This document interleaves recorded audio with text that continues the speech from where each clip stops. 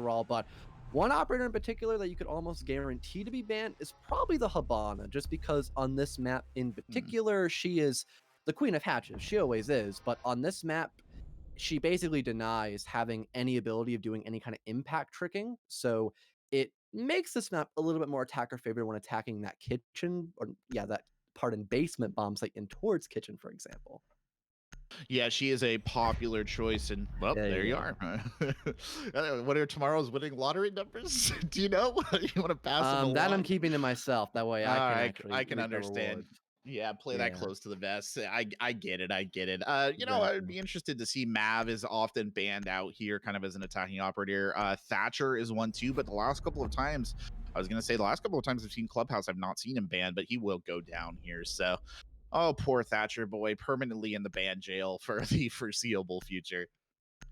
We might see a Kaid ban possibly as the last one, but yeah, I was gonna say either a Valkyrie or a Mira will probably get on the chopping block before that. Mira is, although not played a lot because she's banned all the time, she is actually really strong put into the right hands. You can run a strategy with her on pretty much any bomb site, but the bomb site in particular that I'm thinking of is the gym and bedroom one. It basically completely denies the push coming out in from Jacuzzi, and you can also have a nice window set up leading in towards logistics from either side of the wall, whatever is your personal preference. And there we have it. It's actually a Valkyrie ban instead. So maybe we'll see a lot more Kaid bans, or pardon, picks. Sorry, just to try to make Maverick's job a little bit more difficult on certain bomb Yeah. sites. But if we go to CCTV and cash room first, we might not. But it's going to be church first and foremost instead. Well, we should theoretically be seeing a Kaid here. I say theoretically, right? Nothing is guaranteed, but I don't think we will. We'll probably see this building out into that SSG style wide roam, right? We've got the cow. We have all the indicators in place, should we say, fellow, that is what we will be seeing. And yeah, the swap to Vigil basically sells me on it. It would be a crazy defense if you picked some of these ops and you didn't run them, specifically that castle, right?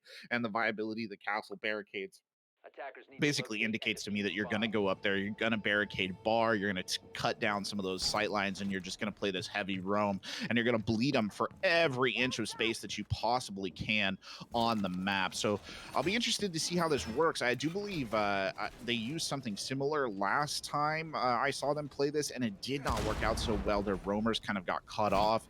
The last time I saw a team run this too, it turned into just a dirt tunnel rush that was immediately capped the point. So we'll see if that manifests itself as well. That is the biggest problem when performing these really extensive roams, is that you don't have a lot of manpower inside the actual bomb site. So if Toys reads into that really well, like you said, they can just go right into dirt, get a lot of map control, or site control, I should say, get that bomb down, and then they just have to basically keep control of the bomb site the entire round. But if someone is actually watching that backside rush, then they can be denied pretty easily. So it is kind of a double-edged sword. It's a very high risk, high reward strategy in general when it comes to that extensive roam. And right now it's going to reap a lot of rewards. Eddie finding that entry onto Cordell, an amazing start. And already first half minute off the board, he's going to start backpedaling back in towards CCTV. Matt Bongers will gather a little bit of information to allow them to know somewhat where Mozzie is of Eddie, but they haven't flushed him out yet. That's going to be a big issue moving forward in towards this round. They're still down that man advantage, and Silent as well, going all the way around in towards Garage Doorway. He finds an entry as well. 5v3 in the blink of an eye, Korbic. The first minute of the round has only now just come to an end, and Aggro is having an amazing start on this first round. They really are, and I don't think that's entirely how they expected this to go when they drew it up, but it was well done. Eddie up there in the rafters, not with any protection at all, managed to get that early initial pick, which for him personally probably was ideal.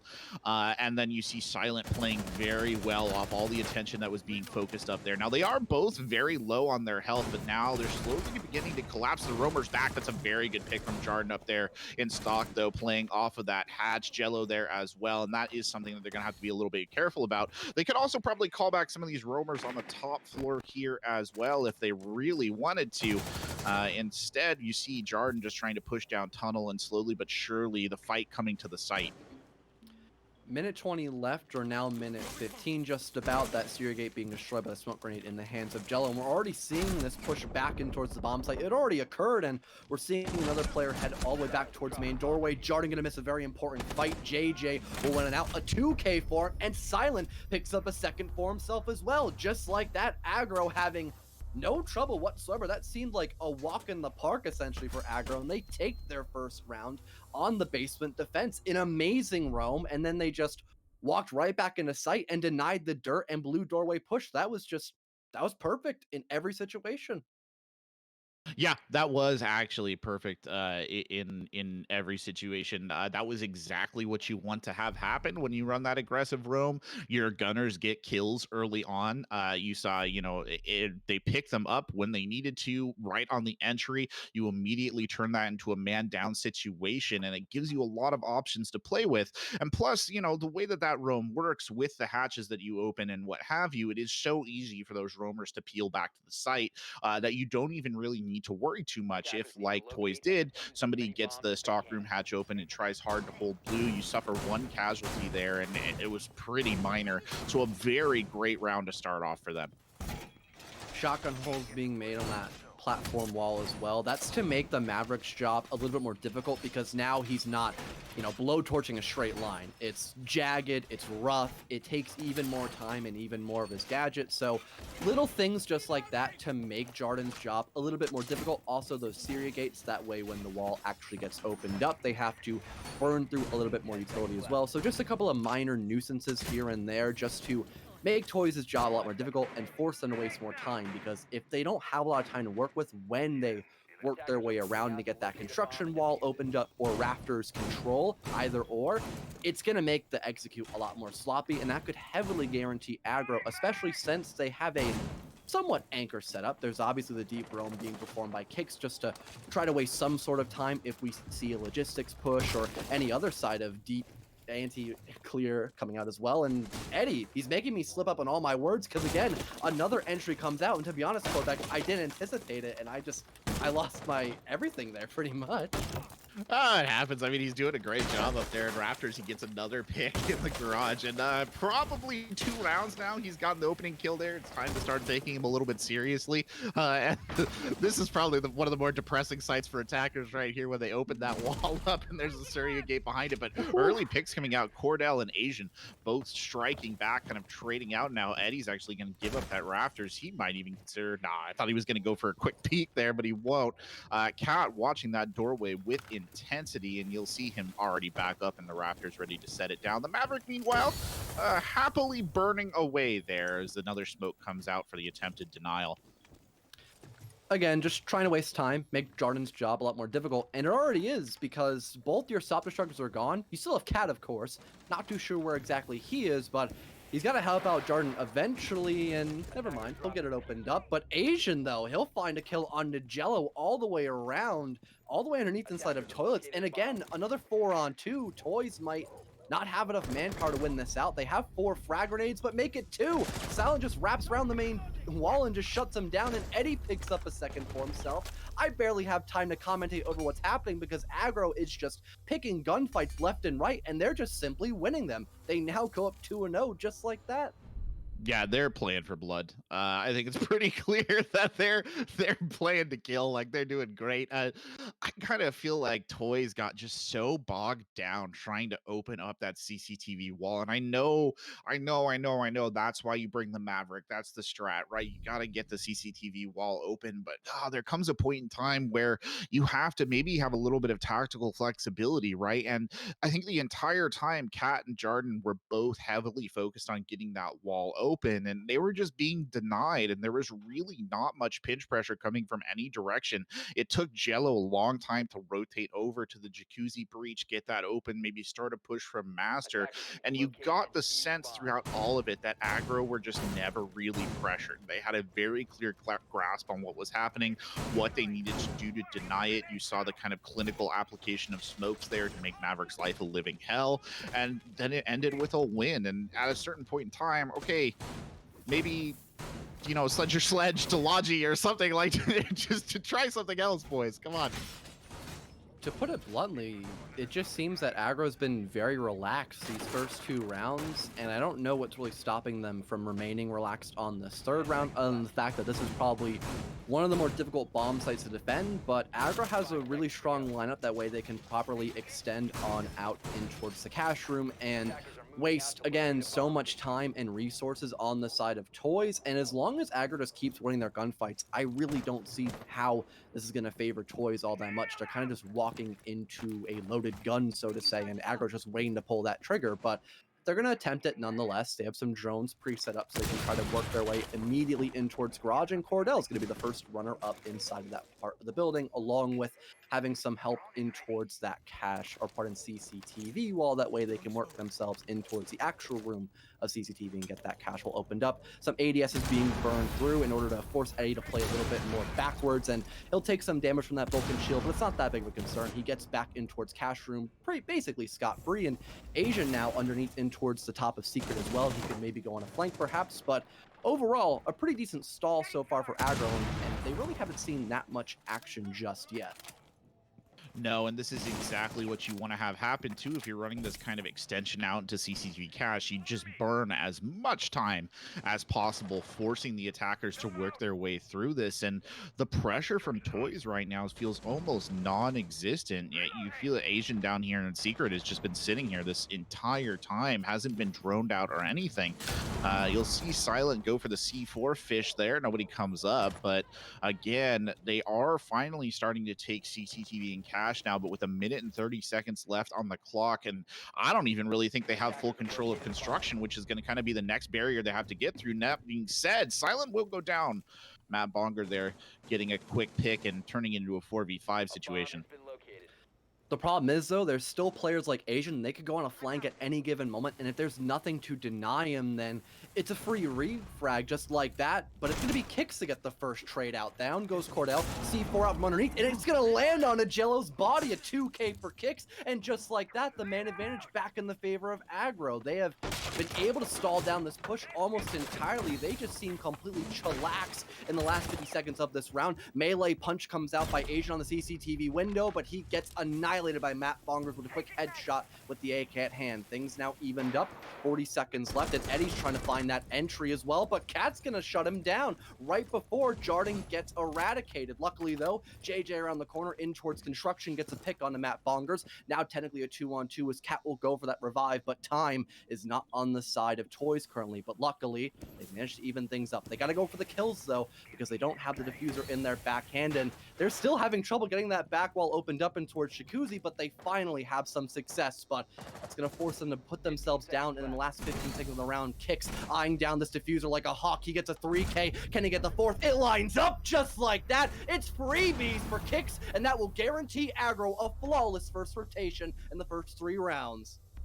Beautiful stuff coming out from Kicks, to be honest. The 4K well deserved right there. He played it, not only did he play it great on the gun skill, he played it smart as well. He walked downstairs to kitchen as easy as you please and got that kill with the C-floor and the floor bang.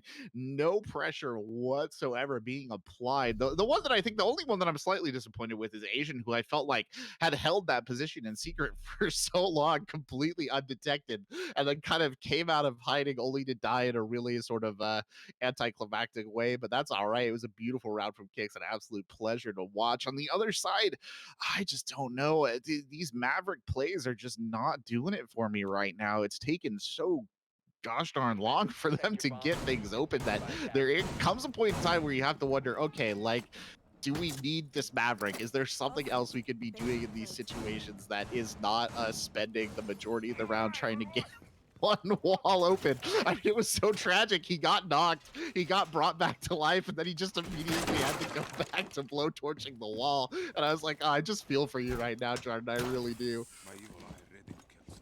It's been really rough for him. I completely agree. And it's just, some people just have a lot of trouble playing the Maverick. That's It's not not poking easy. any holes. It's just, it's really Yeah, difficult. Exactly. it is really difficult in his defense.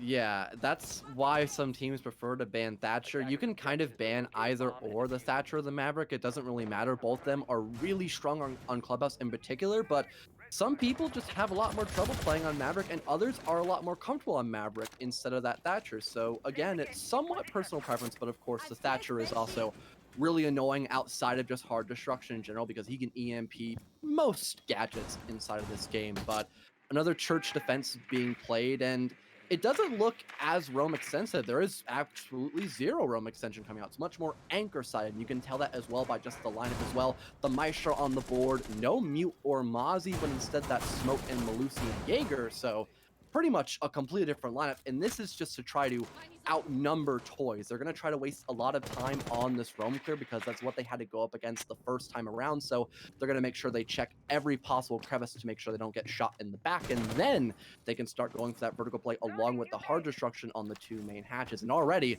the first minute's come to an end, and only now has Cordell begin to start this vertical destruction. It's got shades of mind games to it as well.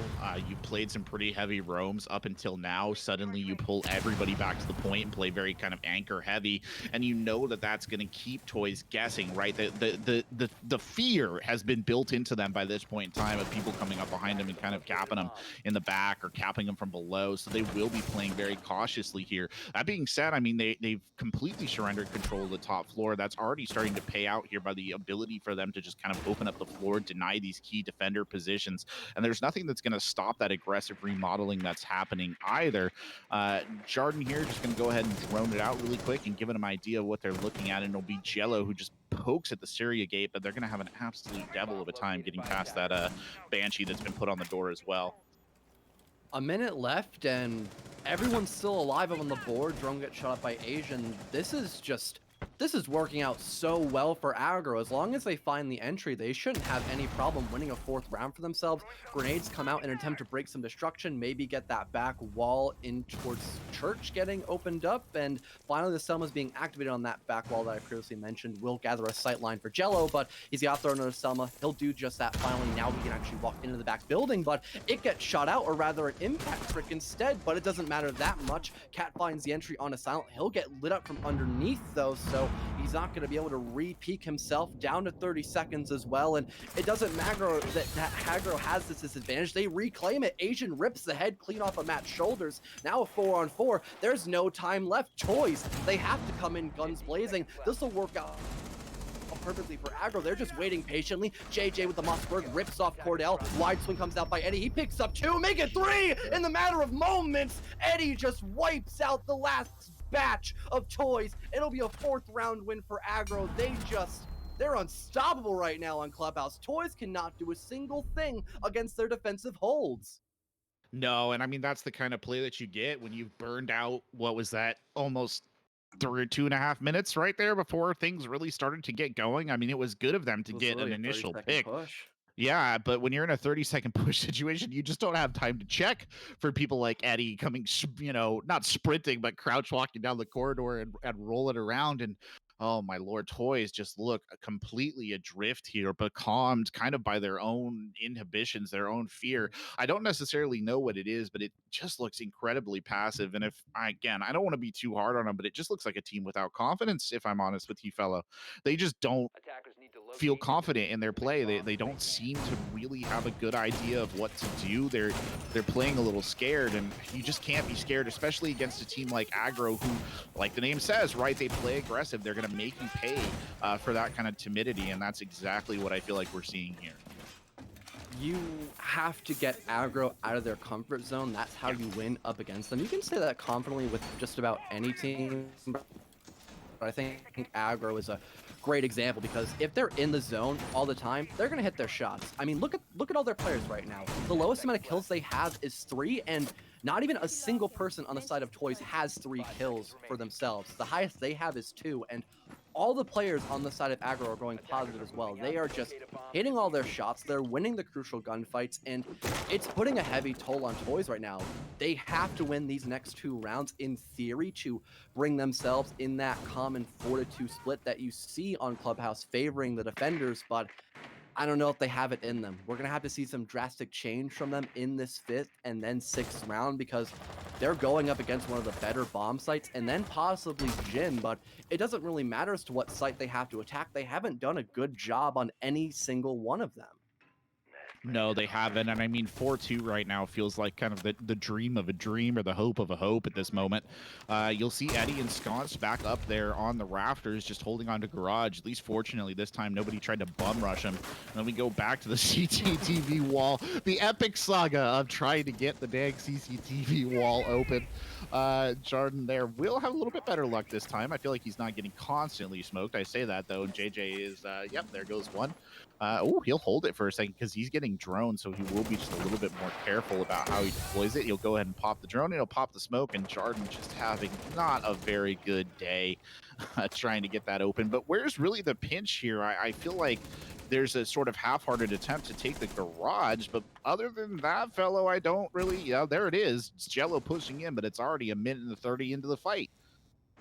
I really don't see Toys managing to win this out unless they find a kill right here, right now. Eddie gonna get lit up from outside, though. He'll be forced to play a little more conservatively, but he's still alive, so he'll be able to contest Raptors for quite a decent amount of time. We're heading towards just about that last minute, and there isn't a whole lot of map control favoring Toys. They have that platform wall opened up, but that's really it. Silent trying to line up that headshot all the way on towards Cap, but he's going to win the fight. But JJ gets a refrag onto Jordan. Raptors as well, still in the control of Eddie. He's trying to contest as long as physically possible. Corbeck, if again nothing happens here for Toys, this could be hopeless, but luckily Cat finds a second for himself, which could allow Toys a little bit more breathing room in these last 45 seconds. Matt Bonger there taking the pick off the garage door. Can't quite bring the shots down, but still putting that pressure onto Eddie. Cordell now, 40 seconds left. Feet tapping from construction, and that makes Kicks fall back there and take cover behind the reinforced wall, but it'll be Eddie who cleans up. He might have even gone all the way to the door. Matt Bonger there, though, immediately frags back. Kicks will go down. One member left. Can they make it happen? Asian pushing back up the red stairs here. Just needs to get one. He will get Matt Bonger. Can he deny the defuse? He gets them both. Oh, now this is big brain territory. Oh, no! What happened? Why was he punching up the wall? I don't know what he thought he was doing right there. Maybe he thought it wasn't reinforced or something, fellow. Oh, my Lord. Close, but no cigar. And finally, Toys see some success, though. An amazing recovery round. They were able to win their gunfights, and in the last 30 seconds, they were finally able to break their way into the bomb site. They had control of construction. They just got the plant down inside of Cash, and it was close. Cordell was in a one-on-one, but luckily he ended up winning it because the Aruni ended up punching a kill hole around, and it didn't bait out Cordell whatsoever. He remained cool, calm, and collective, and finally gave his team a very crucial round win. But like I said earlier, they're going to have to win another one, and I don't think Aggro is going to be as lenient moving into the sixth and final round. It would be great for themselves to put themselves in that 5-1 split, because then they could lose against the best two bomb sites of CCTV Cash and Church and Arsenal, but then just have to play inside of Gym and win those two rounds, and then they take the victory just about 7-5, which a win is still a win in my book, so I don't see why Aggro would be complaining about that whatsoever.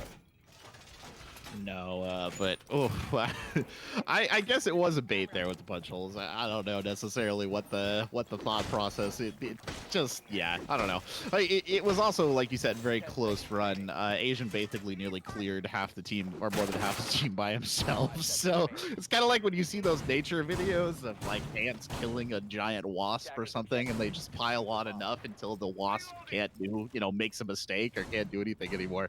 That was the vibes I was getting. But anyway. Step back up here, and Kaid will come out. That's Silent, throwing out the, oops. Yeah, they can pick that one up, mate. Nobody saw that. And Cordell, though, strikes hard and strikes early, and that is the unfortunate Asian getting taken down right there, and that is a pick that they are going to feel. Fortunately, all the Aruna gates, I believe, were down at that time, so they won't miss the util, but they will definitely miss the gun and pocket, especially considering the performance of the last round. Eddie here doesn't look like he has any ADSs put up around him, which is a bit interesting, and they're not really making an effort to contest the CCTV wall. They're just kind of letting him have at it this time. There isn't that JJ much you can really do except for, yeah, of course, except for JJ. He's been doing that time and time again, but if you're anticipating a plant to come down, then you might as well save those toxic waves to try and deny it, because that's probably one of the best gadgets to have when it comes to trying to deny that post-plant situation, so he'll just save onto it later on. It's probably for the best, especially when you're already down a player, especially Asian, who's done great time and time again on that entry. But a minute 50 now, and we're seeing that backside push towards Logistics and Jacuzzi yet again, and oh no, through the drone hole! Cat anticipated JJ to move there. It's easy pickings for Cat, and already a 5-on-3 for Toys. I guess it took them 4 rounds, but they're finally coming alive. They have so much map control already and a great presence. Cat with a second now as well outside of the plat wall. It's just up to Silent and Kicks is on a deep roam. Silence by himself up above. He gets lit up to 50 HP, goes for the wide swing, picks up one, but he's got an ace as now Matt Bongers finds one on a Kicks, and Jello wraps it up all the way in the back towards construction. Toys taking their second round, and eventually they'll bring us to a common 4-2 split. Wow.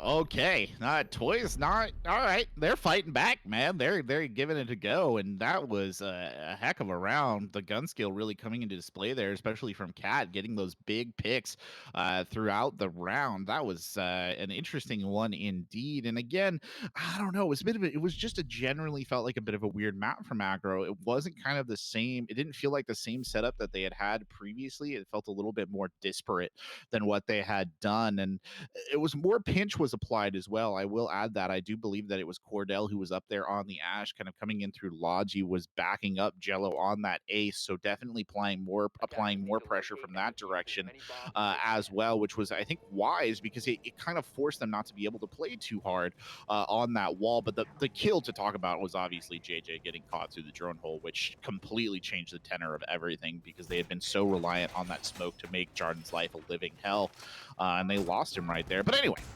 looking ahead to the next point, it looks like an extended roam will come out from them as well. They too favor the sort of SSG style, and we will see how well they executed in comparison to the kind of brutal display we saw out of Aggro, who really didn't even hesitate at all to make this bad boy work. It is not the easiest thing to do. We'll leave it at that, fellows. So the task is going to be laid out for them, especially against a team with the gun skill of Aggro. There's no Aruni as well, so with those hatches that were shotgun opened up for a quick escape, they can also be used in the same breath by Aggro, and there's really nothing to counteract that. And like you mentioned, we could see some aggression by Aggro coming out. Asian just has complete control of Strip Club. He'll pick up his drone. He already had it pre-spotted out. That way he knew no one was there to contest him, and he'll already start trying to flush out from the middle ground this roam clear. And the first runner-up that he's going to go up against is most likely Cordell. He's right underneath that pool stairwell, and JJ as well. He'll start maverick tricking on that back garage, or pardon, dirt wall, my mistake. So all incredibly standard stuff, so this isn't really that shocking. It seems a little bit slower pace for Aggro, but it's best they take their time, that way they can try to win these entries, and Cordell is just completely lost. Eddie with basically a free entry.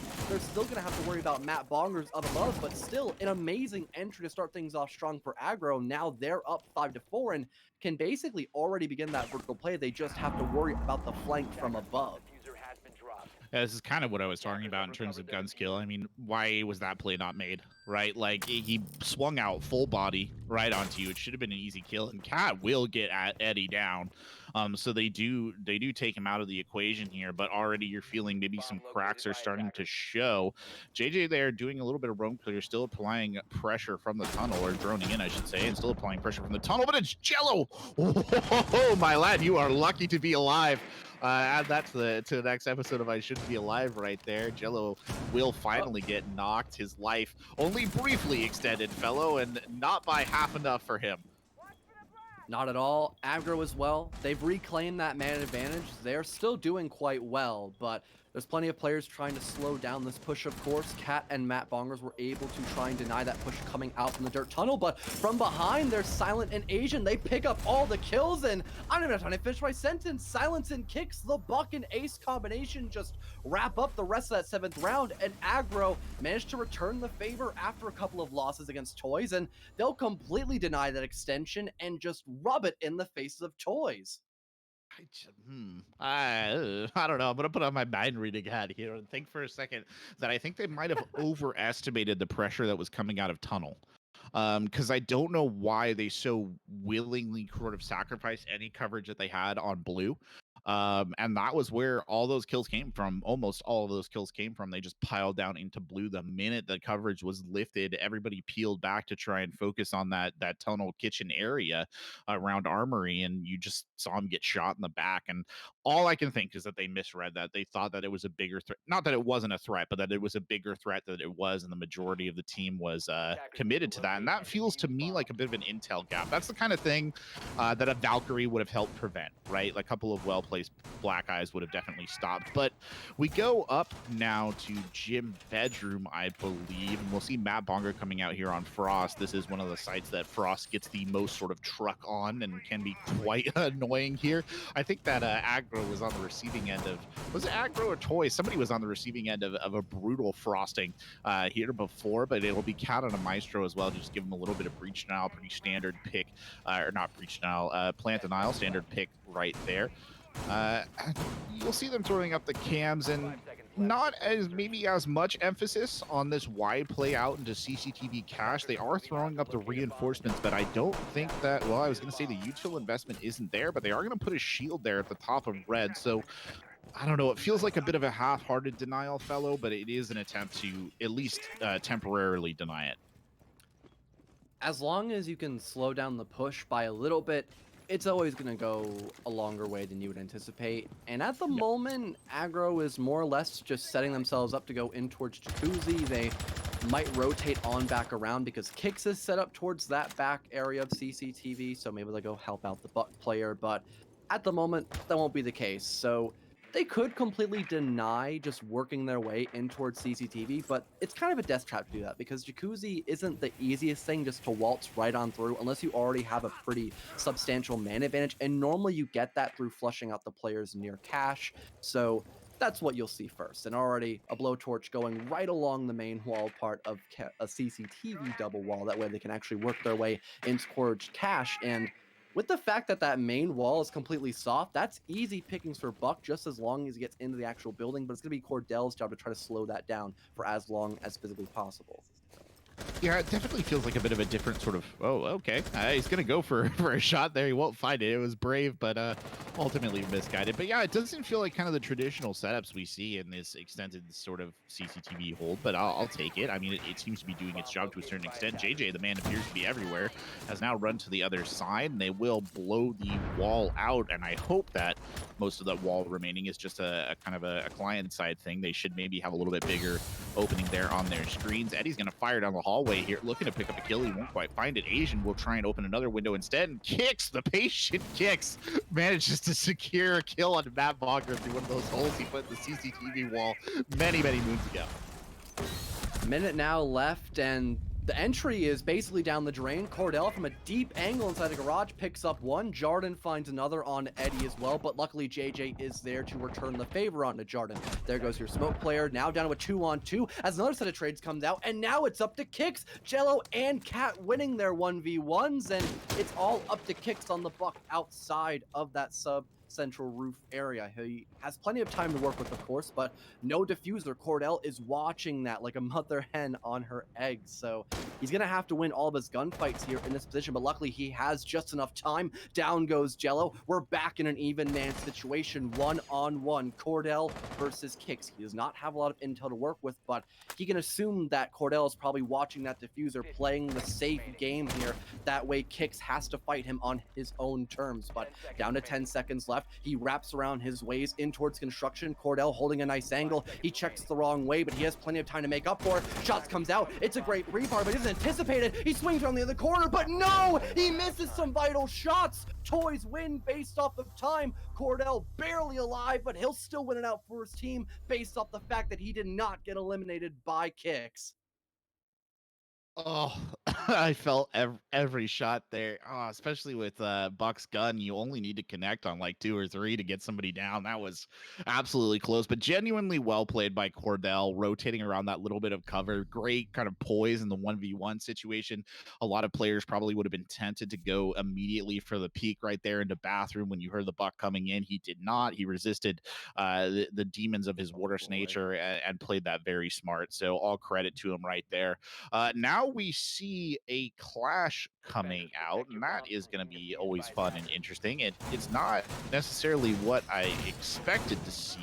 The side that I guess it is the side I expected to see it from. It'll be interesting to see how Jardins will use that. Last time we saw a clash played by them here, they basically left one of the walls in cache kind of soft so that the Clash had the ability to rotate around and play either a defense towards construction or back up towards the CCTV wall if they so chose, basically using them as a roaming intel op. They did also try and play a couple of gunfights off the back of the Clash, but it was kind of limited in success, fellow. So I will be fascinated to see how this works against a team like Aggro, who presumably will know how to deal with this.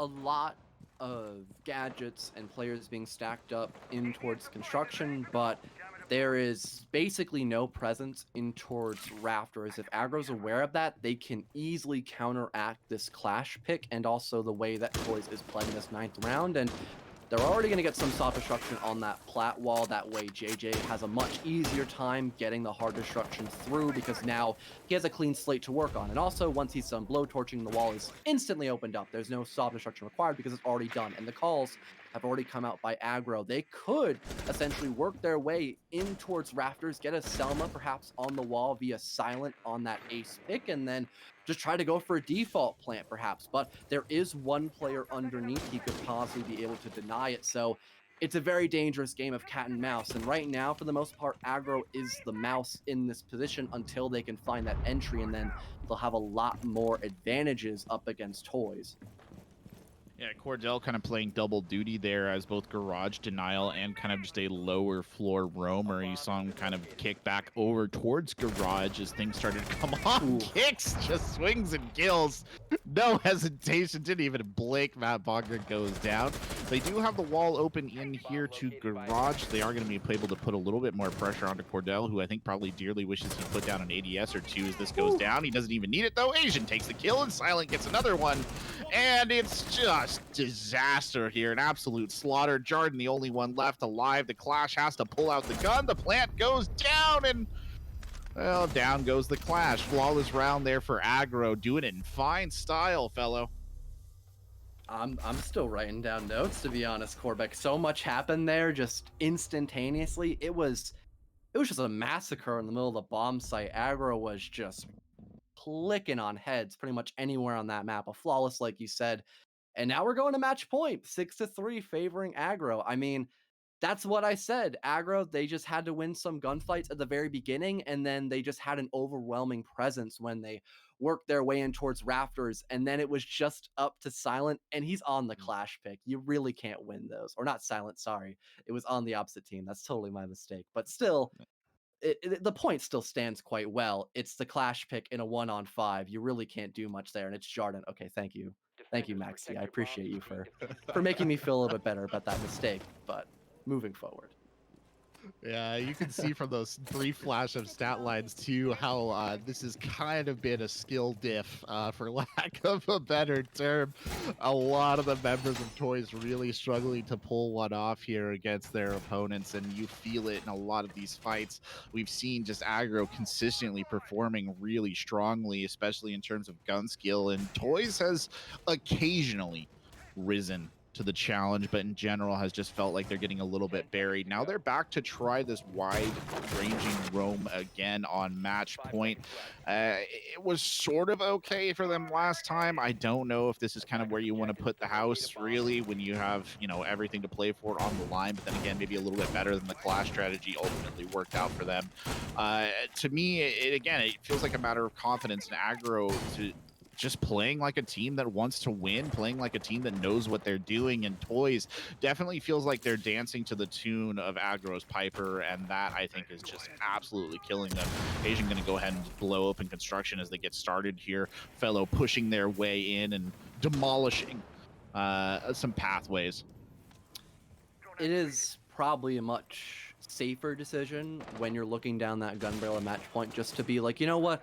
Let's just anchor into the bomb site perhaps because this Yeah. extension didn't work out whatsoever. We lost our immediate entries and a lot of our roaming presence, but Cat actually finds the entry. He's on very low HP and that allows for Asian to get a refrag almost immediately. So basically done for nothing. You may have gotten rid of one of your soft destructors, but it's not that big of a concern as long as Asian plays his cards right, and he'll do just that. Down goes Matt Bonger. All of your second floor presence is down the drain, and Aggro has reclaimed that man advantage. Now, they can just start doing vertical play in towards kitchen, for example, and just try to mop the floor up against toys, and they're in an amazing position to do just that. The only person they have to worry about is Cordell, and he'll get spotted out outside of the lounge area, so Asian might be looking for a third, perhaps a wide swing around, and oh my god, the precision on Asian with that R4C. He picks up a third for himself. It's a 4v2 already, Corbeck, and I don't think Toys can recover. Asian's on a hot tear. No, this is an absolute disaster. This is the worst case scenario and exactly what I was afraid of when we saw this wide-ranging roam. They just struggle to win the gunfights. I mean, if you're going to put it all on roamers, you're putting it on gunfights. They have to win. And they just don't have the option. And poor Jello here on the site, you got to feel for him and Jordan both because this is just the worst case. Jordan's going to watch those hatches like a hawk, see if he can get anything off of it. He will not do so. Asian's just going to drone in, and Jordan does actually manage to bring a kill down. He gets silent. JJ, though, immediately trades Jordan down, and Asian to finish to get the 4K, denied the ace, but I don't think he's going to be complaining much about it. Not at all. An amazing 4K for Asian, just amazing marksmanship. And 7-3 will be the first matchup favoring Aggro on Clubhouse. Well, that went by a lot faster than anticipated, but I can't blame Aggro. They just played pretty much every round perfectly. They only gave Toys a couple of compensative rounds, and those are the ones that we anticipated. Like I said, a very common 4-2 split, and then it was a lot more mistakes coming out by Toys on the defensive side when they needed it most. Clubhouse is a very defender-favorited map, and them not winning the entries and not having the best of extensions on either CCTV or those church bomb sites really did a number for them, and that's what really allowed Aggro just to just annihilate Toys on map number 1. Yeah, and I feel like the stats there at the end too, the scoreboard. You said statistics can sometimes lie in the pre-show. There's no lying That's there. There's not not. a single member of Aggro who has less than 8 kills. So it's, oh yeah. What are you gonna do? I mean, what are you gonna do if your toy is positioned? You feel for them to a certain extent, and strategy is usually what teams try and use to mitigate a difference in gun skill. But I feel like nothing that Toys was bringing to the table was really working for them. And that last wide-ranging roam, that was the perfect illustration of the kind of problems that had been dogging them the entire time. And the wide-ranging roam, you're putting it on your individuals. You're hoping that they get out with wins, and it's just not going to happen against a team that's playing this well. And to Aggro's credit, I am happy to see them back in fine form, fellow. They're playing for blood. The pride is there. The confidence is there. This is the team that we missed in that SCS playoff matchup, and this is who we hoped to see today. So coming out in fine form indeed. That's the aggro that I've known to Yeah. love from time to time now whenever I get to see them and cast over their gameplay, which is always a blessed or a bless. Yeah, no, I said it correctly. Okay. I've been making a lot of errors on map number 1, but hopefully that won't happen for map number 2. But speaking of map number 2, we'll go into a short little break before we get into that one. We'll see you all in just a couple of extra moments.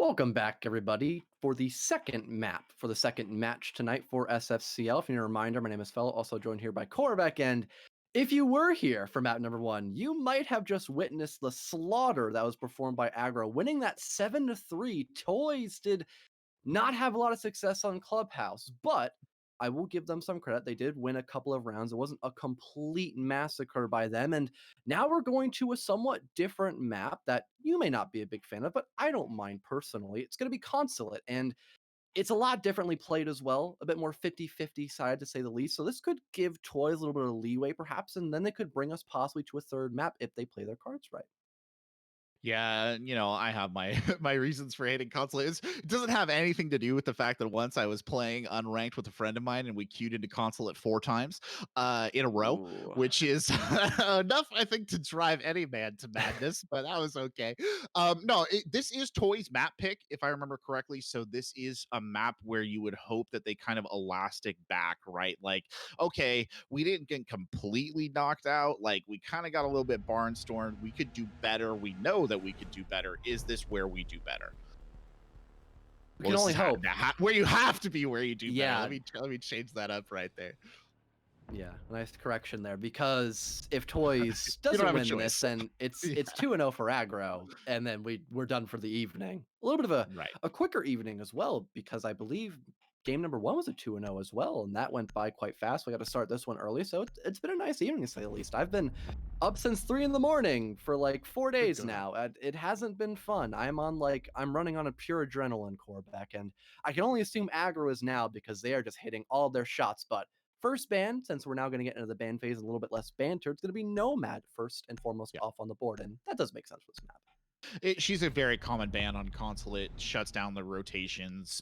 Consulate is a narrow map, so she works really well. There are very great air jab positions, so not surprised to see her go at all, and not surprised at all to see Thatcher get taken off the board yet again. Specifically, one would think of that big garage door and just how annoying Thatcher can be when you're trying to hold on to that, so he will go. Valkyrie, again, perfectly sensible ban, Fellow. Everybody, knows how strong she is, and she's good to have off the map.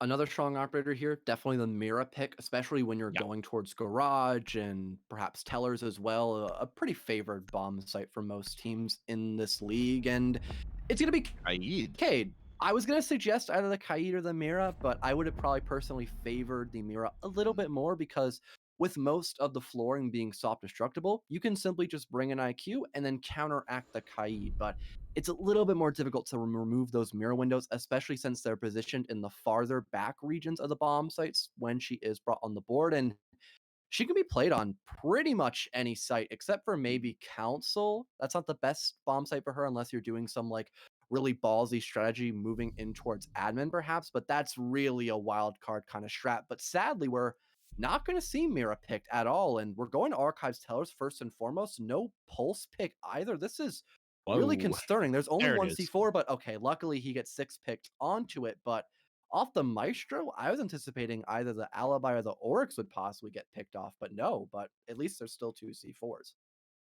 Yeah, don't know about this one. I'll be brutally honest. And, I quoted him once already, but I'll do it one more time. Sun Tzu once said, all men see the tactics by which I conquer, but not all understand the strategy.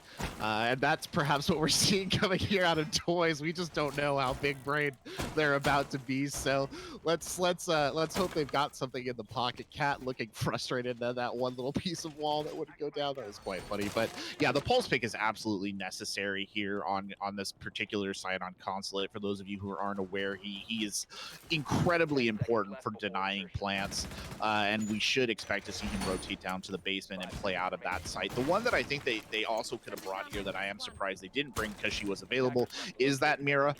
Mira has some good setups on this particular site, is not an unpopular choice, and she does have a C4 as well that makes her quite valuable for playing down in that archives area, but they will not engage in that. Instead, they'll go for an Oryx and an Alibi, which to me maybe indicates a bit more of a focus on the roam once again. I mean, what else would you bring an Oryx for except to watch him Kool-Aid Man through walls and kind of get some unexpected kills up top? And he's going to have his work cut out for him, Fellow, because there might be his first opportunity to do a little killing.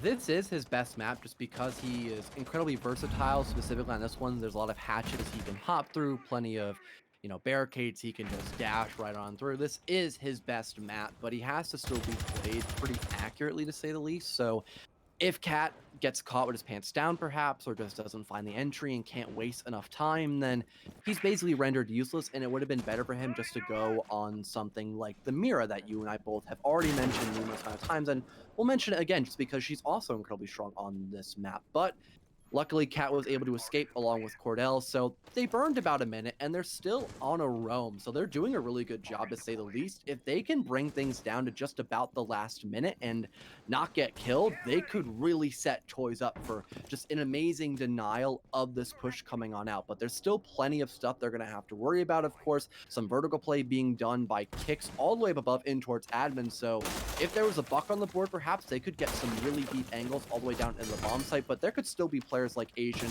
or Eddie perhaps to help out kicks with that. But down to the last minute or so, and things still relatively quiet to say the least. The only thing we're seeing coming out now is a gun engagement by Eddie. Some hard pings come out as well, but with him not confirming that frag onto Matt Bonger, it's going to be really difficult for Aggro to recover from this round up until now, though. What? Okay. You okay there, Matt Bonker? You need tears down his own barricade, walks in and gets shot in the face. That not gonna add that one to the highlight reel. We'll put it at that. Cat here playing on the top of the white stairs, couldn't rotate out. Jarden doing a very good job of clapping back right there. And this is what we were talking about with this pulse. Look at the intel, the denial, and the fear that this will strike into them. Cat does a really good job of picking up a pick right there. Could go ahead and go for another one, and you have to wonder when is Matt Bonger, or not Matt Bonger, when is Jarden just gonna let this one rip right and get that C4 kill through the floor, but he will wait just a little bit longer. Oh, Cordell gets another one, and this is looking a bit rough here for Aggro. They've got the skill to bring this back, and whoa, Cat caught looking, didn't check his corners, brought down almost immediately. Jarden, though, taking JJ out of the equation. You can't help but feel it's only a matter of time. Asian going to drop down the white stairs, fires off a couple of speculative shots, won't find anything, turns the corner and dies. A good, solid round one win there for Toys on their map. Unlike Clubhouse, their roam was really successful. Much better. They barely even encountered anybody up above, and they got away scot-free. They just dropped a little bit lower into the map, and then that just allowed them to do whatever they were so pleased to. There was not a lot of time left on the side of Aggro. They may have gotten that entry, but it didn't matter because they still had to deal with the alibi and the Oryx combination. So a refrag by Cat came out numerous amount of times, and then all that intel being gathered by Pulse underneath as well. It was just too much for them to handle at such a lack of time on Aggro's side. So the first round will go to Toys, an amazing one as well, might I add. Me and you both had our doubts, but we were proven wrong. So I guess I'll have to go eat my own words. But now we're heading in towards Cafeteria and Garage, and from the Mute and Mozzie combination, we can almost guarantee there will be some type of extension because those two operators in unison are basically a dead giveaway that there's going to be at least some type of roam afoot. Yeah, I mean, this is a site where you have to do the extension, right? Because everybody's smart enough to these days to know that kind of playing around the garage wall is a hard thing to do, right? So what you want to do is you want to move people up above it. You want to fire down into the garage. Again, you're missing the Mira. She often plays out of the bathroom on the first floor with a good little setup on the window to just kind of deny that area. They won't be doing that, so they will need to rely on these anti-drone ops to power them through. The only thing I want to just go back to really quick about last round, the only thing that gives me a little bit of worry is I felt like the deaths that Toys had were really sloppy deaths. Like Cat just running through the middle of the entryway there and getting pinged. You saw too, Matt Bonger's death was one where I was just kind of like, what are you doing? So that does maybe cause me a little bit of worry about how this is going to go, but definitely their roamers playing a lot better here. And poor Asian throws the drone through the window, and it got immediately mozzied. And Matt Bonger happily picks that one up and takes it away. It is always nice when you get that early pest, and that's actually going to allow Matt Bongers to have a C4 pre-set up, so Asian could meet his demise a little bit earlier than anticipated, and if Toys get some type of entry on this roam extension, all the way up above on the second floor, not even just the bathroom extension that you normally see, this could be massive. And Mute Jammer, that's going to deny the information, that's going to allow for Cordell to get away. He almost gets spotted by another one, and Unfortunately, Asian through a deep angle across the waist towards admin hatch will find the entry on the Cordell. C4 rips out at just the right time though, and my prediction was correct. Asian gets blasted away by a single C4, and Matt Bongers, he's looking for a second, lines up the shot right outside the teller's window, but he's narrowly going to miss it. Still a 4-on-4, but he's doing a great job of slowing things down, and there we have it. A second kill finally comes out from Matt Bongers. He is just a menace on this second round. He's wasting so much manpower and time up against Aggro. They have not been able to shut him out just yet, and that's going to be such a big problem moving into this last minute 30 of the round. And he's still up and still looking. Cordell, I think, just took a little bit too much time to pull back, or they would genuinely probably be in an even better position. Still, you've got Kicks off the board. You've got Asian off the board. Asian, at least a big gunner, getting taken out. Kicks not shabby either, so good to have both of them gone. This is putting a lot of pressure here on Eddie and JJ to make these vertical plays. JJ just got caught looking. Matt Bonger gets the triple kill. They're just making it look easy the way that he's moving around this site, an absolute pest, for lack of a better word. And Silent goes down as well, and this could very well be it. Eddie can't do anything. The Mozzie living up to the name and just stinging everywhere and anywhere, an absolute nuisance. And again, the Rome presence all of a sudden just working out perfectly. It didn't matter that Asian found that entry because the intel was there. The C4 was already placed. It just took one push of a button, and there we go, 4-on-4. You don't know where exactly Matt Bonger is because he's that 3-speed. He can run around like a chicken with his head cut off and just he's just all over the place. You can't do anything about him. He found kill after kill after kill, and it really just seemed like the information wasn't there by Aggro. And you know what? I like what they're doing. They're like, this Rome is a problem. We're gonna bring a Lion. He's a pretty decent operator to bring, trying to deny that Rome presence up above. But the only issue is that there is still a mute pick, and mute does hard counter those EE1Ds as long as you're sitting inside of the jammer's radius. But that's not always going to be the case. So eventually it'll most likely work out for JJ. And if he doesn't want to use his EU1Ds maybe for the roam clear, then maybe he can use it for the post plant situation. And lobby and press is a great bomb site to try and go for that point. To be fair, this is also the kind of time, right, fellow, where you want to put yourself in your opponent's combat boots for a moment and kind of think about, okay, well, where would those mute jammers be placed, right? Most people have, if not standard, relatively well-known, relatively well agreed upon places where you'll put those jammers down. So if you're playing that Lion, you can kind of try and play around that to a certain extent. We finally see Mira being brought here by Toys, and they'll set her up in her traditional position on this particular site. She will kind of be holding out of Fortress Bathroom, as it were, as Cordell throws down a jammer right there to deny some drones and also protect that one solitary kind of sad reinforcement that's all by itself. But still, we'll see if they go for the wide-ranging roam again. If you're Matt Bonger here, you're probably feeling pretty confident and feeling like you want to stay on that kind of arcing roam despite the presence of the Lion. And it's not something that I'd be super worried about if I was kind of on the high that he must be on right now. A Jackal might be able to be a little bit better, but I Yeah. mean, Lion still gets kind of the same job done. It's just countered a little bit easier. You have to be really well aware of your footprints when going against Jackal. I mean, that's kind of the whole name of his gadget, and the whole name of Eddie is just to frag out. He'll finally find the first kill for himself.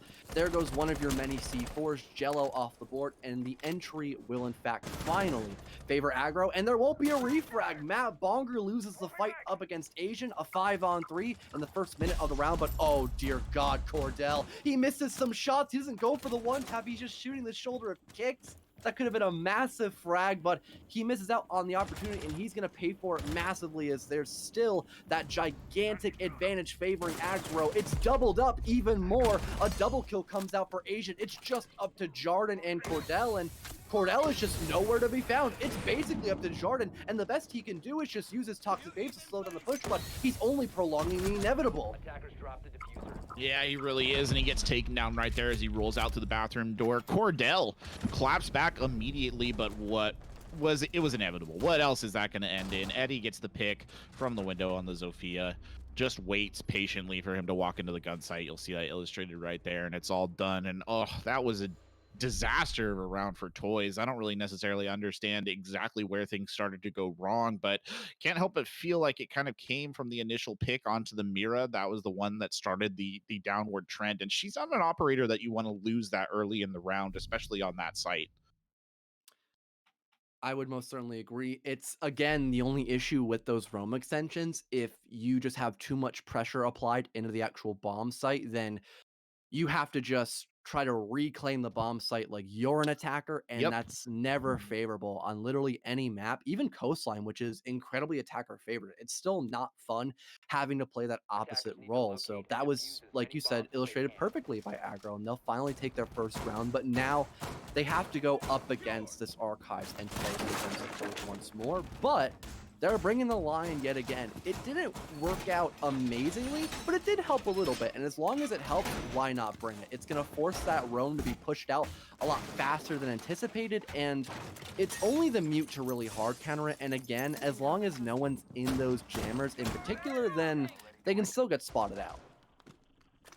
Yeah, and it's interesting they bring this castle as well. Jello committing at least one mute to kind of a soft denial of the fortified wall down there on garage door. So we'll see if that slows them down. That's basically there to deny a little bit of a horizontal push. Meanwhile, you will have some roamers up on the top floor to pile back in. They did bring the Mira this time as well. Oh no, they 6-picked out of it. My apologies. I thought they had the Mira, but I mean they still have Jarden on the pulse. He did an admirable job last time, and I kind of feel like Aggro was sort of grasping at straws for how exactly to attack this site, so we'll see if they do things any differently. Matt Monger, meanwhile, playing out here kind of in the rotunda, looking around on the big stairs, not really sure what he's trying to do, splitting himself between the two floors. Cat, meanwhile, holding a very similar position to last time up there on the top of those stairs looking down, and the Lion Ping starting to come out now and just put that pressure down, and you'll see the swings coming in on the backside of it. Eddie just playing off the office wall there, waiting for a comfortable and safe entry. Oh, no. Oh, Shit. that's not gonna happen though. Cordell just a menace right now. He picks up one, make it two. Cordell, what are you doing up above? Everyone just keeps peeking him and they all keep dying. A 2K for Cordell, and basically the entire roam clear is now just gone, but Silence trying to refrag. He'll do just that. Cordell on far too little HP, but the damage Corbeck, sorry, has already been done, but the rotate comes out by Cat. Matt Bonger now taking his place up above on top spiral, so if not pinged out, he could just sit here pretty and wait to find some sort of trade out and then make things a 4-on-2, which would be heavily unfavorable for Aggro, and it happens almost immediately. Matt Bonger catches Eddie lacking, and just like that, it's all up to Asian and Silent gets injured in the middle of courtyard, I guess you could say. Matt Bonger finding himself another right near grass. It's all up to Asian, and he loses to Matt Bonger as well. A 3K for Matt Bonger all the way to the top of Spiral, and just like that, Toys claim their third round win. It just something about this site just, I don't know what it is. It's like a Thatcher grenade to the brains of Aggro. They just play really weird on this one. And I mean, it's an awkward site to be fair, but they kind of look like they don't really have a good plan for how to attack it. And that was illustrated there yet again, fellow. I wonder if maybe it's a scrim thing or a strategy thing. They haven't spent a lot of time gaming out this map. That's just one potential theory, because that attack just, I don't really understand what they were trying to do. It was maybe kind of a half-hearted effort to take the very top floor with deny the roam, but then they sort of just kind of started feeding in from other directions. I don't know. They're gonna have to figure something out, because that site's not going anywhere, and now picking up those wins, that's gonna kind of make Toys feel very confident about playing that one here as they go down to another very challenging site here with a garage door and what have you. And again, they're going to force Aggro into playing this roaming attack. They did bring the Maestro in, so they will have the additional coverage of those cams, but last time it was Matt Bonger on the roam who made a huge difference down here with the pest moving around, being an absolute nuisance. And I'm seeing nothing to indicate that that won't be the same case, and they will have to shut him down, and they'll do it without the Lion. They're going to have to rely on JJ to get a couple of good Sam cams down to really make a big difference here, and to maybe shut that aggression on the roam down. It is the best option that they really have, and I'm not the biggest fan of Sam Fisher unless you're just using it as flank cams, perhaps. It seems a little bit odd, but his Argus cams really can only be perfectly utilized when there's just someone dead watching flank cams. That's the best purpose I can really see him for, not so much trying to clear out that roam, but you can still use it just like that. I mean, he does have 4 cameras and then another 2 drones after all, so he can gather as much intel as he really wants to. It's just a matter of how efficient he can do that, perhaps. And right now, it does appear that Aggro's at least trying to perhaps slow down the roam at least a little bit. They're trying to drone out the first floor before the second one, at least, so maybe they won't even try to contest toys because every time they have, it's just failed brutally. So they'll immediately go for the first floor instead, gathering as much vertical play as possible. And Jello taking a little bit of damage at the beginning of this round, still not taken completely off the board though, so he'll be alive and well for a little while longer. So still in that 5-on-5, a minute now being burned, and nothing too intense happening, but Cordell somehow just gets away from lobby inside of that circle desk. He narrowly escapes death as well, similar towards Jello, but still in that 5-on-5, and finally the entry comes out with Cat winning his first gunfight. Well, you've got somebody to watch the flank cams now, so that's True. good. You know, every cloud a silver lining. Anyway, Cat back up on the top floor here, and again, this round is just proceeding a little awkwardly. JJ doing some rapid peeks there on the office wall. See, now they're going back up to the second floor, but they've already kind of committed to try and get things open on the first floor. I don't know. Matt Bonger drops down, gets a pick. This is very similar to what we saw last time. They have managed to turn the garage door into Swiss cheese, which is good for them. And maybe they can get a quick sort of cheeky push in and try and get a plant down and right away. Asian definitely going to have their work cut out for them right there. And JJ now back down on the first floor to maybe try and apply a little bit of vertical pressure. But again, nothing really coming to life for them here. And in a 3v5 situation, well, now make it a 2v5, and there's 1v5, and there's just Asian standing outside the door looking at yellow stairs longingly, imagining what happened to the rest of his team and what is he to do now? A tactical timeout, perhaps? I don't see him. Yeah, no. Okay. That makes Goodbye. perfect sense. No tactical timeout even. And a flawless round for toys. I mean, we said it during the pre-game. We're going to have to see a miracle come out by toys. They're going to have to really put a lot of emphasis on the second map so we can go to map number 3. And, well, they're doing that. So, amazing job. It's already 4-1. If one more round win comes out for toys, they'll be in a almost perfect position. But even if they lose this round, it's still not the end of the world. They've already done their job quite well, but to be honest, I think they can scratch out one more win perhaps. But this was the site that gave them the most troubles. They weren't able to really deny that heavy aggression just directly in towards the bomb site, but I think they've learned from their past mistakes. So Toys definitely still has a fighting chance up against Aggro, but I don't want to count out Aggro just yet either in that same sentence. You know, it's interesting to me. I'm beginning to see now why they felt so confident on that SSG roam on Clubhouse, because if this is how you played Consulate and your roamers get this much value, you're probably pretty confident in your roaming ability, right? Like that, this has to be something that they were working off of when they were making that decision. And it's like night and day between these two maps and how effective their roamers have been on defense. Again, like you said, this was the point that they lost. And part of the reason they lost it is because they lost the first pick battle very early on. The mirror got taken out. And, you know, if you're going to play sort of Fortress Bathroom, which a lot of teams do choose to do, and they're not actually going to do this time, you cannot lose that mirror early. Instead, they have it even broader. They're going to rely, I think, on a lot of... I'm not sure exactly what the plan is here. The Wamai will be there for the projectile denial, I think mainly to probably shut down some of these Zofia lifeline charges. And they'll kind of circle the wagons here to a certain extent and play something completely different. And you have to wonder if that's going to have a bit of an impact on Aggro as they push in, because I doubt very much that they're expecting this.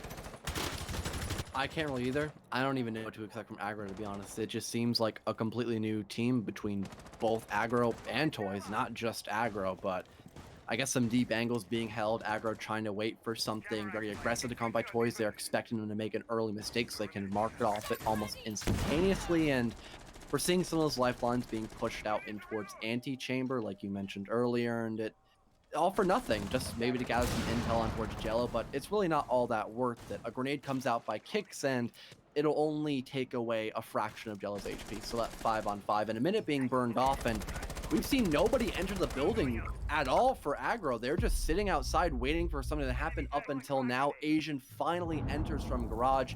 He's not being contested whatsoever, so there's some map control for Aggro, but they really don't have much for themselves in this first minute to really count it as a viability, but luckily, Kicks will actually win that gunfight up against Jello. Now they're in a much better position. They're getting that vertical play lined up as well for the plant to go down. Silence aiming up to do just that, but some Toxic Babes will try to slow him down just for a little while. He hops right on into it, but luckily evades it pretty much immediately. So now he can try to reposition to get that plant down in this 5-on-3. Jarden here holding the fortress, but he will get killed. You see Silent just pushing in, and this is one of the problems with holding that bathroom. There's just so many angles you can be shot from. Matt Bonger taking the hits and will go down. A flawless round coming out from Aggro. Again, very similar, though, to their last attack on this point. This is the one where they felt the most comfortable with, but I don't doubt that they're very happy to walk away with the 4-2 split, considering just how electrified toys appear to be. They have really come alive. And you know, I was almost going to say to you there, fella, for a second before that round played, did we not switch sides or something? Did we just switch names?